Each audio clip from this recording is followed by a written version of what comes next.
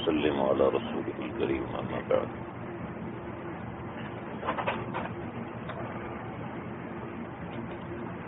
اللہ تعالیٰ نے سعادت نصیب فرمائی اس مبارک گھر میں آنے کی۔ اللہ تعالیٰ بار بار نصیب فرمائے، آپ کو بھی نصیب فرمائے، مجھے بھی نصیب فرمائے، ہمارے جتنے بھی لوگ ہیں ان سب کو نصیب فرمائے۔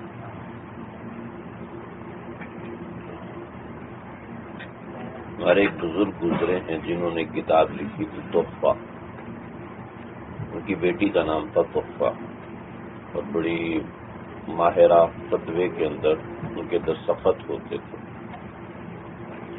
اور عالم اسلام کو چیلنج کیا کہ کوئی اس کی شرح لکھ کر لائے، اور جو اس کی شرح لکھ کر لائے گا تو اس کی اپنی بیٹی سے شادی کریں گے۔ تو 5000 شروحات لکھ دی گئی، 5000 شروحات فقہاء نے، علماء نے لکھی، اور ان میں سے ایک جو شرح تھی بدایہ الثنایا، علامہ کاسانی رحمۃ اللہ علیہ نے کاسان سے لکھ کے بھیجی، 10 جلدوں میں آج کل شائع ہو رہی ہے، 17 جلدوں میں اس وقت تھی، اس کی ابتدا میں قصہ لکھا ہوا ہے۔ تو جب یہ شرح پڑھی تو اس نے تو تحفہ کو بھی پیچھے چھوڑ دیا۔ بیٹی نے کہا کہ ابا یہ جو کتاب ہے اس کا مصنف واقعتاً قابل ہے، بس یہ اشارہ تھا ایک بچی کا اپنے والد کے لیے جو کہ کافی تھا۔ پیغام نکاح بھیجا اور نکاح لے کے رخصت ہو گئے۔ تو اگلے برس حرم مکی سے ان کو دعوت نامہ موصول ہوا کہ آپ بہترین فقیہ ہیں اور آپ کی اہلیہ بہترین فقیہ ہے، ہم چاہتے ہیں کہ آپ حرم شریف میں آئیں اور حج کے معلم بنے اس دفعہ۔ جی بہت اچھا، یہ چلے ہیں وہاں سے حرم پہنچے ہیں تو بادشاہ اور ملک خود پہنچا ہوا، اور اس نے لکھا کہ حج ہو گیا، حج کے بعد آپ حرم شریف میں بیٹھیں اور فتویٰ دیا کریں، قضاء کے فیصلے آپ یہاں پر کیا کریں۔ یہ بات میں اس بات پہ بتا رہا ہوں کہ ہم جو یہاں پر آئے ہوئے ہیں یہ خوش نصیبی ہے، لیکن ہم اس خوش نصیبی پہ تکبر میں مبتلا نہ ہوں، ہم سے پیچھے جو لوگ بیٹھے ہیں ان کو کم تر نہ سمجھیں۔ ہو سکتا ہے ان کی دعاؤں کی برکت سے ہم لوگ یہاں پر آئے ہیں، ہم ان کی دعاؤں کے ترجمان ہیں۔ ضروری نہیں کہ میرا کوئی عمل ایسا ہے کہ میں یہاں پر آیا ہوں، کسی والدہ کی، کسی والد کی، کوئی کسی کو سڑک پار کروا دی تھی اس کی، کسی کو پانی پلا دی، شاید اس کی دعا لگی ہے تو میں آیا ہوں یہاں پر، نہیں میرا کوئی کمال نہیں ہے۔ تو وہ یہاں پہنچے ہیں اور علامہ کاسانی کی مجلس لگی۔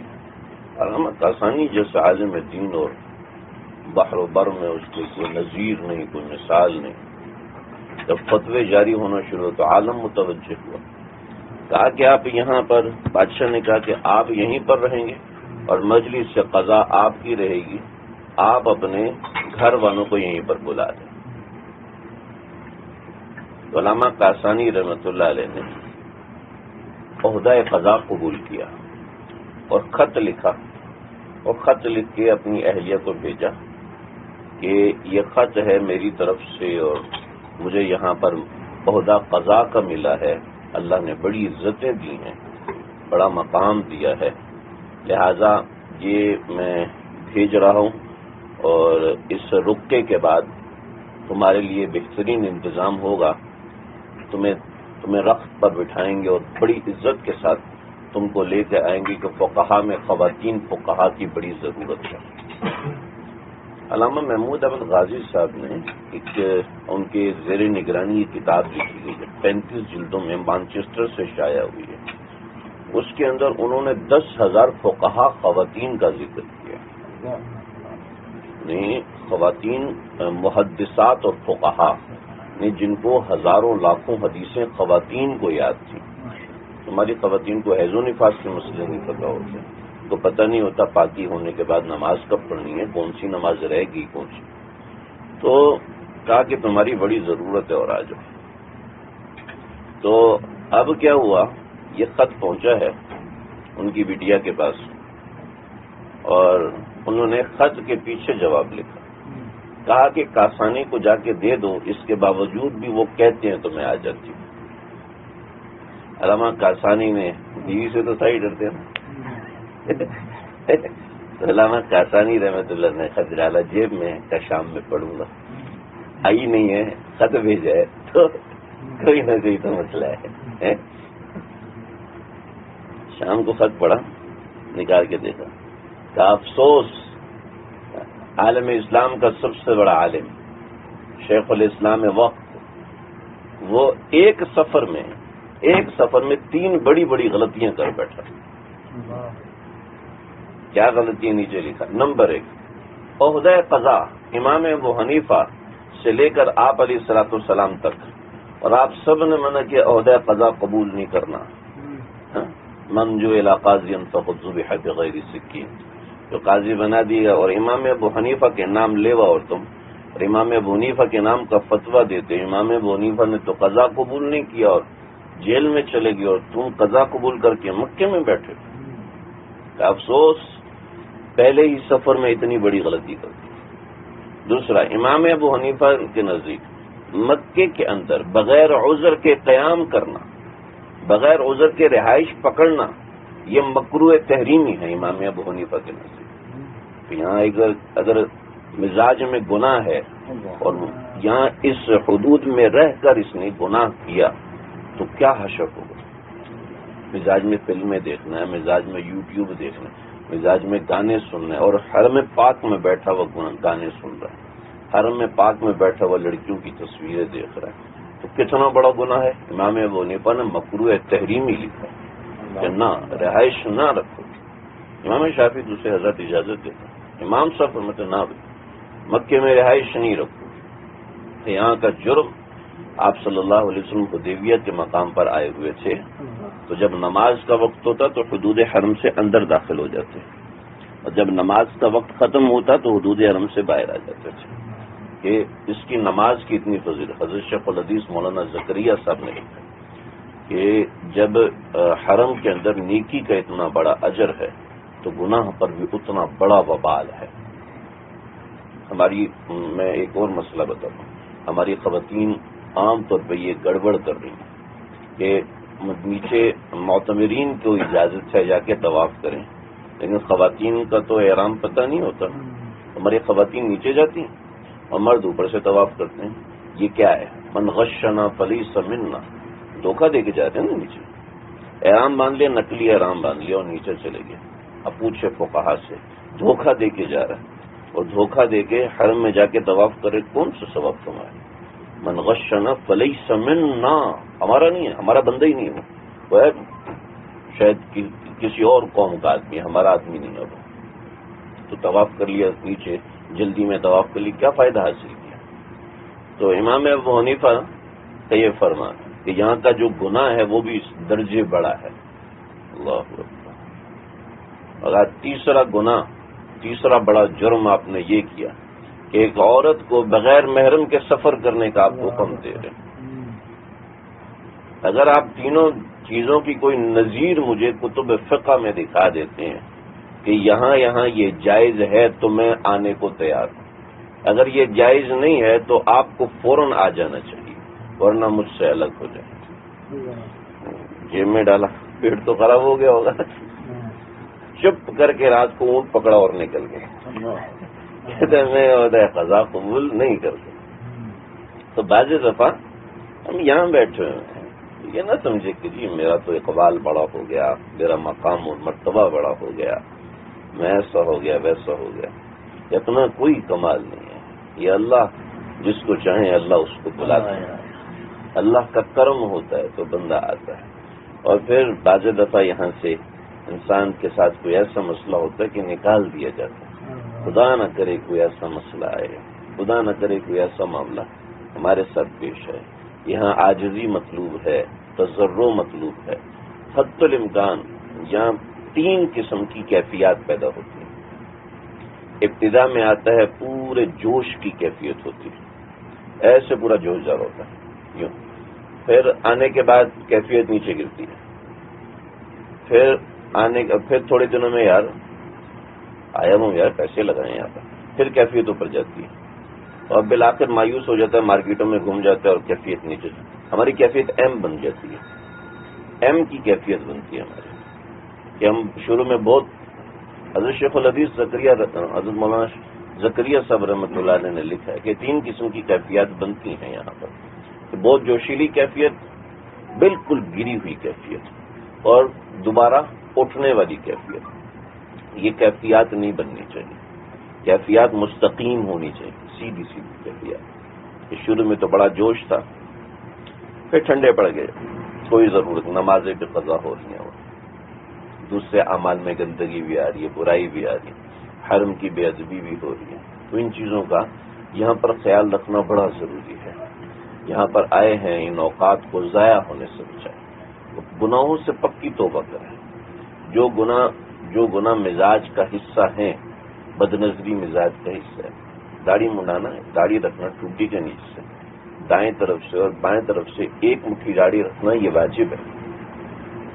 آپ صلی اللہ علیہ وسلم نے فرمایا تھا کہ ویلکما، تمہارا بیڑا غرق ہو جائے. میں اس کا بامحاورہ ترجمہ کر رہا ہوں. من امرکما، تمہیں کس نے کہا یہ داڑھی منڈاؤ؟ تو کہا امرنا ربنا کسرا، ہمیں ہمارے بادشاہ کسرا نے کہا تھا یہ کرو. کہ ولیکن امرنی ربی اوفر اللحى واحفظ الشوارب، کہ میرے پروردگار نے مجھے حکم دیا داڑھی بڑھاؤ، مجھ سے کترواؤ. تو یہ تو ظاہری گناہ ہے، لیکن باطنی گناہ یہ ہوتا ہے کہ بغیر داڑھی والے کو حقیر سمجھ رہے، بے پردہ عورت کو حقیر سمجھ رہے، اپنا جو توحید کا علم لے کر یہاں پر آئے ہیں اور جو ایک عزم مصمم یہاں پر لے کر آئے ہیں اس کو ٹوٹنے نہیں دینا.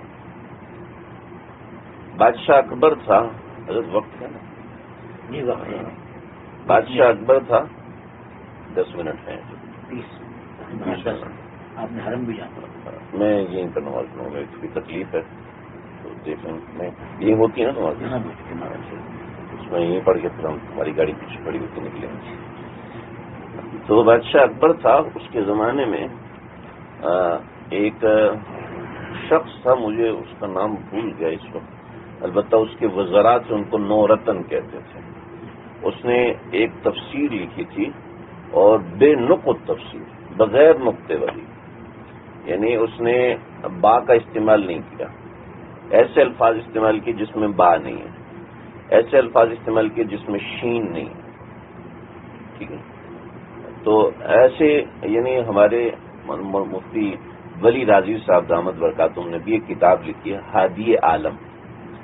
ہادی عالم، یہ ہادی ہا الف ہا دال اور یا، ہادی عالم علی رسولہ وسلم، صلی اللہ علی رسولہ وسلم. اب اس کے اندر کوئی نقطہ نہیں آتا. اب ایسے انہوں نے پوری کتاب لکھی، آپ پڑھیں گے آپ حیران رہ جائیں گے، ایسی عجیب کتاب لکھی.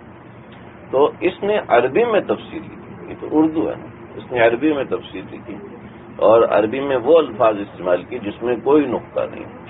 جو مدرسے کے پڑھے ہوئے لوگ ہیں نا ان کو پتہ ہے، وہ جو مقامات حریری کے اندر اس نے ایسی زبان استعمال کی کہ سارے نقطے والے الفاظ، پھر آگے زبان استعمال کی سارے بغیر نقطے والے الفاظ. وہ عجیب و غریب اس کی حرکتیں.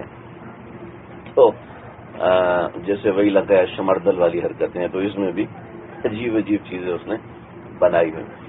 تو اس نے یہ تفسیر لکھی بغیر نقطوں والی. علم اس کا اتنا بڑا تھا، لیکن کیا تھا، جب انسان کی تربیت غلط ہو جاتی ہے نا تو علم غلط ہاتھوں میں چلا جاتا ہے، نقصان ہوتا ہے، علم تباہی.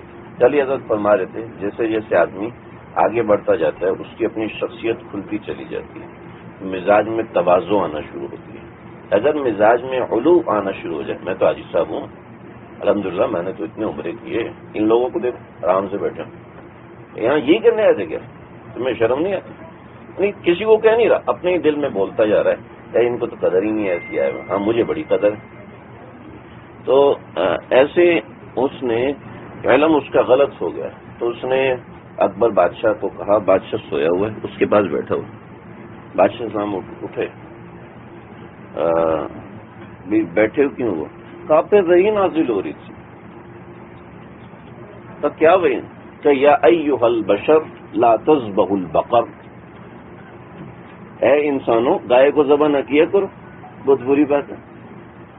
فإن تذبحوا البقر فما واقعه السقر، اگر تم گائے کو ذبح کرو گے تو تم جہنم میں جلو گے۔ یہ آپ پہ اللہ کی وحی نازل ہوئی، پھر سبھی لکھ لو یہ میرے اوپر وحی نازل ہوئی۔ ایسے اس نے کلمات جوڑ کے بادشاہ کو گمراہ کیا۔ تو اس زمانے میں چونکہ بادشاہ تھا اور بادشاہ ہر ایک کو ایسے مال و انعام دیتے تھے، ظاہر بات ہے کسی کی ہمت نہیں ہوتی تھی آگے جواب دینے کی، تو کسی کی ہمت نہیں ہوتی تھی کہ ان کو غلط کہنے کی۔ تو مشائخ نے سلسلہ در سلسلہ، یہ ابن الحسن عباسی صاحب رحمۃ اللہ نے لکھا ہے، یہ سلسلہ در سلسلہ یہ بات نقل کی کہ سرہند کا ایک علاقہ قائم ہوگا، وہاں سے ایک شخص اٹھے گا جس کا نام احمد ہوگا۔ وہ احمد جو ہے وہ دین کو دوبارہ طریقے سے دوبارہ ایک کار تجدید دے گا، یعنی مجدد الفسانی۔ تو اس نے بادشاہ سے کہا کہ بادشاہ 1000 برس کے بعد دین وہ بن جاتا ہے جو بادشاہ کا دین تھا۔ آپ صلی اللہ علیہ وسلم بھی چونکہ بادشاہ تھے، نعوذ باللہ من ذالک، ایسی بات تھی، تو چونکہ ان کا جو دین تھا وہ سب پہ آ گیا۔ اب بادشاہ آپ ہیں، لہذا اب آپ کا دین چلے گا۔ لہذا اس نے ایک مکس اپ دین بنایا جس کے اندر مسلمانوں کی جو چیزیں اس کو پسند نہیں تھیں، ہندوؤں کی جو چیزیں اس کو پسند تھی، جناب مسلمانوں کی شادی ہندوؤں کے ساتھ، ہندوؤں کی شادی مسلمانوں کے ساتھ، اور یہ سب اس نے کرنا شروع کیا اور ہندوستان کے اندر یہ چلنا شروع ہوا۔ شیخ احمد سرہندی رحمۃ اللہ علیہ یہ سرہند سے نکلے اور اعلان کیا کہ بادشاہ کافر ہو چکا ہے اور اس کے نورتن واجب القتل ہیں، اور یہ قباح اور یہ چیزیں اس کے اندر موجود ہیں، لہذا یہ قابل اتباع نہیں ہے۔ بادشاہ کے دربار میں نظام الملک جو بادشاہ کا وزیر تھا وہ بھی شیخ احمد سرہندی کا مرید تھا، اور یعنی انہی کی مجلس میں جاتا تھا، اسی وجہ سے اس کا ایمان اور دین محفوظ تھا۔ تو لوگوں نے کہا کہ بادشاہ سلامت اس بندے کو بلاؤ، یہ تو آپ کے خلاف چلتا جا رہا ہے۔ تو نورتن نے کہا کہ اگر آپ اس کو بلائیں گے نا تو یہ مشہور ہو جائے گا۔ تو آرا کہ آپ کا مد مقابل تو کوئی ہے نہیں، آپ تو خدا ہیں، آپ کو کوئی مد مقابل تھوڑی ہو سکتا ہے۔ تو اسی اثنا میں اکبر بادشاہ فوت ہو گیا، تو اس کا بیٹا محی الدین وہ آیا اور اس کو بادشاہ بنا، جہانگیر، محی الدین جہانگیر۔ محی الدین اس لیے کہتے کہ اس نے دین کو دوبارہ زندہ کیا۔ تو جہانگیر جو ہے وہ بادشاہ بنا، اور وہ نور جہاں سے شادی کر چکا تھا، جو کہ مذہب اور دین تو کچھ تھا بھی نہیں اس کے پاس۔ تو اس نے دیکھا جو ایک بڑے ہوتے ہیں نا وہ تھوڑے تحمل والے ہوتے ہیں، جو ان کے نیچے چھوٹے آتے ہیں نا ان میں تحمل نہیں ہوتا، یہ عام طور پہ دیکھا گیا۔ باپ نے بڑے ہو کے ایک خانقاہ بنائی، سیٹ بنائی، ایک تخت بنایا، ایک اپنی نشست قائم کی، پوری زندگی محنت کی۔ جو بیٹا آتا ہے نا اب بس یہاں یہ غلطی ہوئی ہے، یہ بات مجھے سمجھ میں نہیں آتی ہے، بس ٹھیک ہے۔ تو عام طور پہ اولادیں یہ غلطیاں کر، جب وہ خود 40-50 سال کے ہوتے ہیں پھر کہتے ہیں ہاں یار میں نے یہ غلطی کی تھی، ان کو سمجھ میں آتی، کیونکہ ان کو سیٹ مفت کی ملی ہوتی ہے، انہوں نے خود اس پہ محنت نہیں کی ہوتی، خود اس پہ روئے نہیں ہوتے، گڑ گڑائے نہیں ہوتے، عاجزی و تضرع نہیں کیا ہوتا، اور خود انہوں نے بھوکی راتیں گزاری نہیں ہوتی، تو ان کو وہ چیز آ سکتی بھی نہیں ہے جب تک وہ خود محنت نہیں۔ آپ بیتی پڑھیں، اکابر کی زندگی پڑھیں، اس میں وہ چیزیں ملتی ہیں انسان کو زندگی کے ہر موڑ پہ فائدہ دیتے ہیں۔ جہانگیر نے کہا بلاؤ اس مولوی کو، یہ کون ہوتا ہے میرے ابا کے نام کے خلاف اٹھنے والا، لے کے آؤ اس کو، میں اس کو سیدھا کروں۔ اب اس نے ایک ترتیب بنائی تھی، یوں سیڑھیاں لگائی ہوئی تھیں، یوں سیڑھیاں لگاتے یوں، اور پھر سیڑھیاں لگاتے یوں، یعنی ایک وی شیپ سیڑھیاں بنائی ہوئی تھیں، اور وہ جو سیڑھیاں اوپر بنائی ہوئی تھیں اس کے اوپر ایک چھوٹی سی کھڑکی بنائی تھی کہ جو بھی آئے گا اس کے اندر سے آئے گا۔ اب جو اس کے اندر سے آئے گا تو وہ آٹومیٹکلی جہانگیر کو سجدہ ہو جائے گا۔ اب جب احمد سرہندی کو تو پتا تھا کہ دربار میں حرکتیں کیا ہوتی ہیں، تو احمد سرہندی بیٹھے، پہلے ٹانگیں گھسائیں اور پھر اندر داخل ہو۔ تو نورتن کہتے ہیں یہ کیا بدتمیزی ہے، یہ کیا بدتمیزی، تم نے بادشاہ کو سجدہ کیوں نہیں کیا؟ نہیں، یہ سر صرف اللہ کے سامنے جھکتا ہے، بادشاہ کے سامنے نہیں جھک سکتا۔ بادشاہ کہتا ہے ایک تعظیمی سجدہ تو میرا حق ہے، کہ اگر بادشاہ یہ کہتے ہیں کہ تعظیمی سجدہ میرا حق ہے تو بادشاہ مجرم ہے اور بادشاہ خود مشرک ہے۔ تو یہ سارے اتنے بڑے بڑے مفتیان کرام بیٹھے ہوئے ہیں، یہ کون ہے؟ کہ یہ گمراہ ہے، واجب القتل ہے۔ کہتے وہ کیسے؟ کہ ان سے کو 10 منٹ میرے سامنے کھڑے ہو جائیں۔ یہ 10 منٹ میرے سامنے نہیں کھڑے ہو سکتے، تھوڑی دیر میرے سامنے کھڑے نہیں ہو سکتے۔ تو کہ کیسے نہیں کھڑے؟ تو پوچھو اس سے کہ مجھے بتاؤ اللہ کے نبی سب سے بڑی ذات ہیں کہ نہیں؟ کہ جی ہیں۔ کیا ان کو تعظیمی سجدہ ہوا؟ کہ نہیں ہوا۔ کہ ابو بکر نے تعظیمی سجدہ کروایا، عمر نے تعظیمی سجدہ کروایا، عثمان نے، علی نے، ابو حنیفہ، امام شافعی، مالکی، حنبلی، ان سب نے سجدہ کروایا۔ جب ان سب نے سجدہ نہیں کروایا تو کون ہوتا ہے اس کو سجدہ کروانے والا؟ سر ملنے کے بادشاہ کو سمجھ میں آ گئی بندہ پکا ہے، دیکھا، لیکن یہ بدتمیزی بہت کر رہا ہے، بادشاہ سے اونچی آواز میں بات کرے، اس کو قتل کرو۔ تو نورالدین نے کہا فوراً قتل کر، ایسے بے ادب کی یہی سزا ہونی چاہیے۔ تو نظام الملک کہنے لگا بادشاہ سلامت، اگر قتل کریں گے نا تو فساد ہو سکتا ہے، بغاوت ہو سکتی ہے، کیونکہ اس کے مرید پورے ہندوستان میں، اور اگر بغاوت کر دی تو آپ کی خیر نہیں۔ آپ ایسا کریں، ٹیسٹ کریں، مولوی ہے، خشک رہ کے نا بدتمیز ہو گیا ہے، قید میں جائے گا نا، وہاں تھوڑی چکی وکی پیسے گا تو سمجھ آ جائے گی، پھر آپ کی قدر پہچانے گا، بھوکا رہے گا نا، روٹی مانگے گا، پھر بادشاہ کے نام کی روٹی دے گی تو بادشاہ کو سجدہ بھی کرے گا۔ بڑے سمجھدار لوگ ہوتے تھے، بڑے سمجھدار لوگ، ایک طرف بادشاہ کو بھی سیدھا کر رہے ہیں اور ایک طرف وہ اللہ والے ہیں، اللہ والے وہ اپنی حیثیت پہچان کرواتے ہیں۔ وہ جناب قلعہ بہاولپور میں حضرت کو وہاں پر قید کر دیا۔ تو قلعہ بہاولپور میں حضرت، قلعہ بہاولپور ہے یہ کوئی اور، مجھے واقع پڑ گئے 1.5 سال ہو گئے، بھول گیا میں۔ تو اس میں قید کیا، جب قید کیا ہے تو بنگال کا خانان اعظم اور پنجاب کا خان اور سرحد سے لے کے کابل افغانستان، یہ سارا ایک تھا، یہ ایک خان تھا، یہ دوسرا خان تھا، یہ تینوں خان تھے، یہ تینوں خان مل گئے اور ان تینوں خانوں نے عالم بغاوت کھڑا کر دیا کہ ہم جہانگیر کی حکومت نہیں مانتے، اس نے ہمارے شیخ کے ساتھ بے ادبی والا معاملہ۔ جہانگیر نے کہا تم کون ہوتے ہو میرے خلاف اٹھنے والے؟ اس نے لشکر نکالا اور کہا کرو اٹیک۔ نظام الملک نے کہا بادشاہ سلامت، دیکھا میں نے کہا تھا نا، ہاں آپ نے صحیح کہا تھا، لیکن اب ہم ان کو سیدھا کرتے ہیں، ان کو ہم کچل دیں گے۔ پھر خود ہی احمد سرہندی انہی کے سہارے پہ کھڑا تھا نا، اب دیکھتے ہیں کیا ہوتا ہے۔ چنانچہ یہ 3 خانان اعظم اور وہ اکیلا دلی میں بیٹھا ہوا کیا کرے گا؟ ادھر سے بنگال، ادھر سے سمجھ لے پورا پاکستان، ادھر سے پشاور سے لے کے افغانستان، سارا یہ سارا ہے، اور یہ سارا اٹیک ہوا اور وہ جہانگیر ایک دن میں ہار گیا، ایک دن میں فوج بھاگ گئی اس کی۔ یہ تو خدا کو ماننے والے تھے، بہت جہانگیر کے ماننے والے تھے، سر بھاگ گیا، جہانگیر قید ہو گیا۔ اب جہانگیر قید ہوا ہے، اور جہانگیر قید ہوا، یہ تینوں انہوں نے کہا آپ جہانگیر کو قتل کریں گے اور حضرت کی حکومت کا اعلان کریں گے، اور خط لکھا حضرت نے، قاصد سے بھیجا، 3 دن میں قاصد پہنچا، 3 دن میں واپس آیا۔ یہاں سے جہانگیر کو رات کو خواب آیا، اور خواب آیا ہے، خواب میں دیکھا ہے کہ جہانگیر تو میرے خاندان کا فرد ہے، تو نے ہندوستان کے ہندوستان کے اندر توحید کے سب سے بڑے علم بردار کو قید کیا ہے، تو روز قیامت میری شفاعت کیسے لے گا؟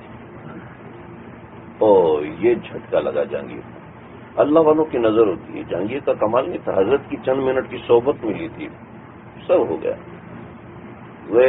یہ رو رہا ہے تو کیوں رو رہا ہے؟ اب وہ اس کی ہچکی بندھے تو جگہ ہے، اتنی دیر میں قاصد خط لے کر آیا، ان تینوں نے خط پڑھے، تینوں رونا شروع ہو۔ کہا کیا ہوا؟ کہا حضرت نے ڈانٹ لگائی، حضرت نے فرمایا ہے کہ جہانگیر کے دین سے ہمیں اختلاف تھا، اس کی حکومت سے ہمیں کوئی اختلاف نہیں تھا، لہذا تمہارا عدم بغاوت کرنا یہ شرعی اعتبار سے درست نہیں۔ لے تو حضرت ہم سے ناراض ہو گئے، ادھر سے آپ کو قید کیا ہوا، تو وہاں سے مجھ سے حضرت ناراض ہیں۔ اللہ کے نبی نے فرمایا کہ تو کس طریقے سے مجھ سے شفاعت مانگے گا، تو نے تو دین کے علم بردار کو قید کر دیا۔ تو پھر ایسا کرتے ہیں کہ چلتے ہیں، تینوں وہاں پہنچے ہیں۔ حضرت کو باندھا ہوا تھا جس کرسی پہ، رسیاں کھول دی گئی، حضرت بیٹھے ہوئے کرسی کے اوپر۔ تو جہانگیر آیا ہے اور اس نے ایک قدم گھٹنے نیچے رکھے اور سر جھکانے لگا، تو فوراً حضرت نے سر پہ ہاتھ رکھا۔ کمیاں میرا تیرا یہی تو اختلاف ہے، یہ سر اللہ کے علاوہ کسی کے سامنے جھکنا نہیں چاہیے۔ حضرت کاغذ لے کے آئے، میں نیچے دستخط کرتا ہوں، آپ نے جو لکھنا ہے وہ لکھ دیجیے۔ لے کے آؤ کاغذ، لے کر آئے، کا پہلا حکم نامہ لکھو۔ پہلا حکم نامہ لکھا کہ آج سے جو ہندو اور مسلمانوں کا نکاح ہوا ہے وہ سب باطل ہے، مسلمان اپنی بیٹیاں ہندوؤں سے واپس لے لیں اور مسلمان اپنے بیٹے ہندوؤں سے واپس لے لیں، جو نکاح ہوئے اور جو اولاد ہوئی ہے وہ اس سب کا حکم باطل ہے، علماء مل کے فیصلہ کریں۔ پھر اس کے بعد دوسرا حکم، پھر اس کے بعد 9 حکم لکھوائے اور اس کے نیچے جہانگیر نے دستخط کیے، اور دستخط کرنے کے بعد جہانگیر کو لکھا۔ تو یہ میں سارا واقعہ سنا، اس کا سینیریو آپ کو بتاؤں۔ یہ مجدد الفسانی واپس سرہند گئے، وہاں پر حضرت کے ہمسائے میں ایک شرابی تھا اور اس نے ایک دن پہلے ڈاکہ مارا۔ تو حضرت کا جو مرید تھا اس نے پولیس کو اطلاع کی، وہ اس بندے نے ڈاکہ مارو، یہ شراب بھی پیتا ہے، لہذا اس کو لے کے جاؤ۔ چنانچہ پولیس آئی اور لے کے چلی گئی۔ حضرت کو پتہ چلا کہ میرے ہمسائے میں اور یہ قصہ ہوا، تو اس نے کہا، حضرت نے فرمایا کہ شکایت کس نے لگائی؟ کہ یہ لگائی، میں نے شکایت لگائی، اور شکایت کے ساتھ بتایا حضرت یہ ایسا گھٹیا انسان تھا، ویسا تھا۔ کہ تم نے تو اس کو حقیر سمجھ کے شکایت لگائی۔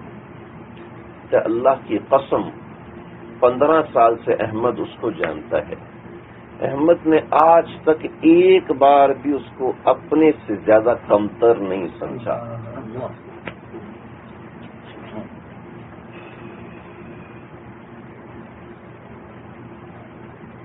ہم بزرگوں کے نام لیوا ہوتے ہیں، ہم جو لوگ بزرگوں کا نام نہیں لیتے ہم ان کو حقیر سمجھتے ہیں، اور گناہ کبیرہ، بہت بڑا گناہ کبیرہ کر رہے ہیں، بہت بڑا گناہ کبیرہ کر رہے ہیں۔ اس کو پتہ نہیں ہے، اس کو عقل ہی نہیں ہے۔ آئے نا ہمارے حضرت کی صحبت میں تو اس کو سمجھ آئے۔ میرے بھائی ماشاءاللہ بہت بڑے عالم ہیں، وہ ایک پاکستان کے بہت بڑے عالم اسلام کے بہت بڑے بزرگ ہیں۔ انہوں نے اعلان کیا، نام کا اعلان کیا، آئیں۔ میں نے خلافت نہیں لی خلافت۔ تو کیا ہوا کہ وہ ہمارے ایک ساتھی، ان کے ساتھ ملاقات ہوئی تو مجھے کہنے لگے اگر بزرگوں سے تعلق ہو جائے نا تو اللہ تعالیٰ ان کو چمکا دے گے۔ کانوں کو آتا ہے، کیا مسئلہ کیا ہے؟ جو سر پہ ٹوپی رکھتا ہے وہ بغیر ٹوپی والے کو حقیر سمجھتا ہے، جو چہرے پہ داڑھی رکھتا ہے وہ بغیر داڑھی والے کو حقیر سمجھتا ہے، جو حج میں آتا ہے وہ پیچھے آنے والوں کو حقیر سمجھتا ہے۔ شیطان ایسا چکر چلاتا ہے کہ ساری عبادت کو ضائع کرنے کی کوئی ضرورت نہیں، ہم خود تباہ کر دیتے ہیں، ہم خود اس میں پھپھوندی لگا کے، خود اس میں زہر ڈال کے نا اس کو تباہ کر دیتے ہیں۔ کہ پھر یہ ایک ایسی چیز ہے، ایک ایسا عمل ہے، دل کا عمل، کہ خود نیک عمل کریں اور دوسروں کو دیکھنا شروع کر دیں۔ ہمارے پاکستان میں لائٹ بج جاتی ہے نا، لائٹ بج جاتی ہے تو اگر پورے محلے کی لائٹ گئی پھر تو ٹھیک ہے، لیکن اگر صرف میرے گھر کی لائٹ گئی ہے نا پھر خیر نہیں۔ اتنی کمپلین ہوتی، اتنی تکلیف ہوتی، ان کی لائٹ ہے ہماری کیوں نہیں ہے؟ یہی ہوتا ہے نا، ہمارا یہ مسئلہ ہے کہ میں نے تو یہ کام، میں تو نماز پڑھ لی، اس نے کیوں نہیں پڑھی؟ بھائی اس کا خیال رکھنا، دھیان رکھنا بہت ضروری ہے۔ خاص طور پہ حج کا نور ہے، وہ ضائع کرنے آج کل بہت آسان ہو گیا ضائع کرنا۔ ایک تو یہ ہے، اور ایک دوسرا موبائل فون۔ حج کا نور ہے، منٹوں سیکنڈوں میں ضائع ہوتا ہے، پتہ ہی نہیں چلتا۔ یوٹیوب کھولا، اس میں فلمیں چالو کر دی، اس میں فنی کلپس چالو کر دی، اس میں شارٹ آڈیوز، شارٹ ویڈیوز چالو کر دیں، وہ دیکھ رہے ہیں سمجھ رہے ہیں کہ جناب میں تو حج کر کے ہوں الحمدللہ، حج کیا کعبے کا اور گنگا کا اشنان بھی، خوش رہے رحمان بھی راضی رہے شیطان بھی، یہ تو بات نہیں ہے۔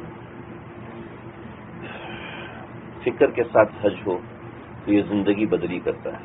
اگر حج کے بعد زندگی بدلی نہیں ہو رہی تو سمجھ لیں حج قبول نہیں ہے، ساری محنت ضائع ہو گئی۔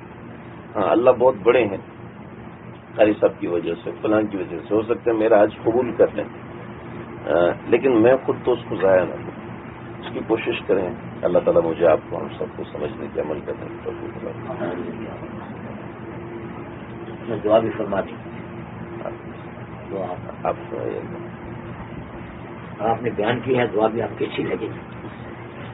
بسم اللہ الرحمن الرحیم، الحمد للہ والصلاة والسلام على سيد الأنبياء وأشرف الأنبياء وأكرم الأنبياء والمرسلين ربنا تقبل منا إنك أنت السميع العليم وتب علينا إنك أنت التواب الرحيم۔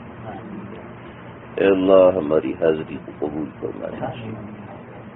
اے اللہ ہم سے جو کمیاں ہو رہی ہیں، جو کوتاہیاں ہو رہی ہیں، جو وقت کا ضیاع ہو رہا ہے، جو اعمال میں کمی ہو رہی ہے، اپنی کمزوری کا اعتراف کرتے ہیں، آپ سے اپنی کمیوں کی معافی مانگتے ہیں۔ اے اللہ آپ کریم ہیں، آپ بڑے ہیں، آپ ہماری کوتاہیوں کو معاف فرما دیجیے۔ اے اللہ آپ ہماری کوتاہیوں کو معاف کر دیجیے۔ اے اللہ تجھے تیری ذات کا واسطہ، رسول اکرم صلی اللہ علیہ وسلم کا واسطہ، ہمارے اعمال میں وہ جان نہیں ہے، ہمارے اعمال میں وہ طاقت نہیں ہے، یہ تو اس قابل ہے کہ کبھی بھی اس سرزمین سے دھکا دے کے نکال دیے جائیں، لیکن آپ کریم ہیں، آپ نے پردہ رکھا ہے، آپ کریم ہیں، آپ نے اپنے کرم کا آسرا رکھا ہے۔ ہماری کمیوں کو معاف فرما دیجیے، ہماری کوتاہیوں کو معاف فرما دیجیے۔ کئی ہزار لوگوں نے دعاؤں کا کہا ہے، اے اللہ ان سب کی دعاؤں کو ان کے حق میں قبول فرما دیجیے۔ اے اللہ ان کی دعائیں ان کے گھر والوں کے حق میں، ہمارے حق میں، ان سب کے حق میں قبول فرما دیجیے۔ جو لوگ بیمار ہیں اللہ سب کو شفا عطا فرمائیے، بے اولادوں کو نرینہ صالح اولاد کی دولت سے نوازیے۔ اے اللہ جو لوگ کسی اذیت تکلیف میں ہیں ان کی اذیت تکلیف دور فرما دیجیے۔ اے اللہ تقریباً ہر آدمی نے اپنے ملک کے لیے ہمیں ترجمان بنایا ہے، اللہ ملک پاکستان کی حفاظت فرمائیے۔ اے اللہ اندرونی بیرونی طاقتیں ہمارے ملک کو تباہ کر رہی ہیں، اپنے بھی تباہ کر رہے ہیں، غیر بھی تباہ کر رہے ہیں۔ اے اللہ آپ اس کی حفاظت فرمائیے، سچ بولنے والے سچے اور اللہ والے حکمران عطا فرمائیے۔ اے اللہ والے حکمران عطا فرمائیے، جو دین کی سمجھ بھی رکھتے ہوں، دنیا کی سمجھ بھی رکھتے ہوں، اخلاقیات کا پاس بھی رکھتے ہوں، زبان بھی پاک ہو، دل بھی پاک ہو، اعمال بھی پاک ہو۔ اے اللہ ایسے حکمران عطا فرما دیجیے، ہماری کوتاہیوں کو کمیوں کو معاف فرما دیجیے۔ اے اللہ جو دعائیں رسول اکرم صلی اللہ علیہ وسلم نے مانگی ہیں ان سب میں ہمارا حصہ عطا فرمائیے۔ اے اللہ جن چیزوں سے پناہ مانگی ہے ان سب سے پناہ عطا فرمائیے۔ اے اللہ ہمارے قاری اسلم صاحب، مولانا قاری اسلم صاحب، اس مجلس کو آباد رکھیے، شاد رکھیے، ان کو سلامتی سے رکھیے، تمام آفات سے ان کی حفاظت فرمائیے، کہ اولاد کی حفاظت فرمائیے۔ اے اللہ اس جگہ کو قیامت تک شاد و آباد رکھیے۔ ربنا تقبل منا انك انت السميع العليم وتب علينا انك انت التواب الرحيم وصلى الله تعالى على خير محمد وآله وسلم۔